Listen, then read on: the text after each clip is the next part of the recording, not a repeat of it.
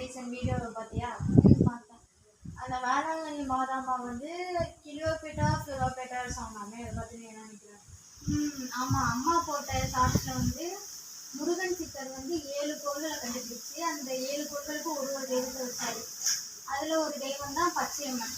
பச்சையம்மன் வந்து வேளாண்மைக்குரிய தெய்வம் அப்படின்றதுனால வேளாங்கண்ணி மாதா அப்படின்னு சொல்லி வணங்குறாங்க. ஆமாம், முருகன் சித்தர் கூட வந்து கடல்கோள் வந்து மக்கள் அழியும் போது மக்களை வந்து கப்பலில் காப்பாற்றி கொண்டு வந்து கதிர்காமத்தில் தான் குடியமர்த்தினார். அந்த அந்த கதிர்காமம் வந்து நல்ல விவசாய பூமி. முருகனுக்கு அப்புறம் கூட குபேரன் வந்து தெரியும், செல்வத்துக்கான அதிபதினு சொல்லுவாங்க. குவியல் குவியலாக தானியம் வச்சதுனால தான் அவருக்கு வந்து குபேரன் அப்படிங்கிற பேர் வந்துச்சு. ஸோ கதிர்காமம் பக்கத்தில் இருக்கிறதுனால நம்ம ஏரியா வந்து கண்டிப்பாக விவசாய நிலமாக தான் இருந்திருக்கும்.